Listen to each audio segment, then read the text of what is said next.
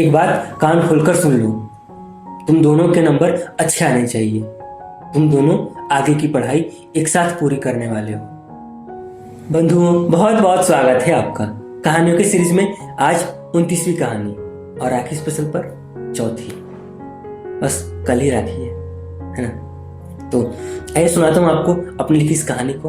कहानी का शीर्षक है सोनू और प्रिया। ठीक है, आइए सुनाता हूँ आपको। कमरे में बैठे माँ पिताजी हिसाब लगा रहे थे। पिताजी माँ से बोल रहे थे, खर्चे अधिक हैं और इस हाल में मैं सोनू और प्रिया को एक साथ नहीं पढ़ा सकता। कुछ समझ नहीं आ रहा क्या करूं। सोनू और प्रिया के पिताजी एक मामूली सा काम करते थे। पैसे इतने कमा लेते कि घर के खर्चे के साथ बच्चों की पढ़ाई पूरी हो जाती। और अब बच्चे बड़े हो गए थे। पिताजी की सैलरी तो बढ़ी, पर बच्चों की पढ़ाई के खर्चे दोगुने बढ़ गए थे। इस सैलरी में पिताजी सिर्फ एक बच्चे को ही पढ़ा सकते थे।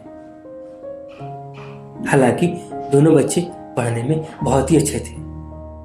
अपनी क्लास में हमेशा ही टॉप करते थे। इधर दरवाजे पर खड़े सोनू और प्रिया चुपके से माँ पिताजी की बात सुन रहे थे। माँ पिताजी की बात सुनने के बाद सोनू और प्रिया अपने कमरे में आ गए। वो भी माँ पिताजी के साथ यही सोच रहे थे, अब आगे क्या होगा।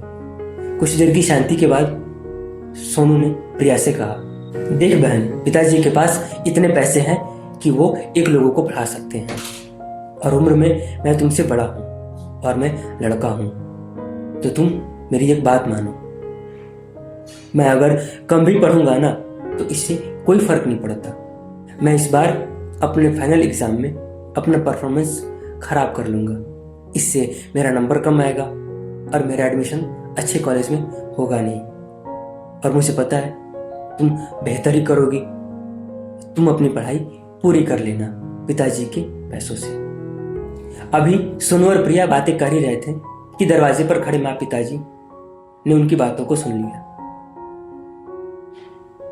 बातों को सुनकर वो दोनों कमरे के अंदर आए।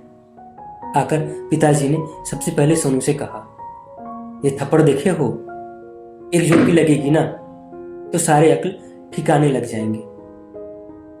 तुम्हारी ऐसी कौन सी जरूरत है जो अब तक पूरी ना हुई। और पैसों की कमी तो हर घर में होती है, पर इसका मतलब ये तो नहीं कि अपनी पढ़ाई ही चौपट कर लो। तुम्हारा काम है पढ़ाई करना, वो करो। मेरा काम है पैसों की व्यवस्था करना, वो मैं करूंगा। एक बात कान खोलकर सुन लो। तुम दोनों के नंबर अच्छे आने चाहिए। तुम दोनों आगे की पढ़ाई एक साथ पूरी करने वाले हो।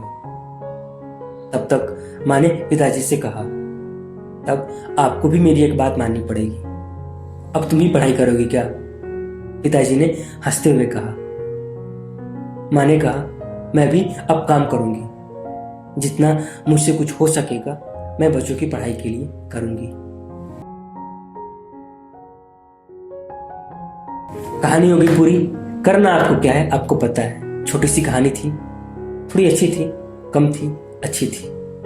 बिल्कुल बताइए कैसे लगी आपको मेरी लिखी छोटी सी कहानी सोनू और प्रिया। जरूर बताइए कमेंट में, इंतजार है आपके कमेंट का। और ये कार्यक्रम देखने के लिए, पसंद करने के लिए आप सभी का बहुत बहुत धन्यवाद और धन्यवाद।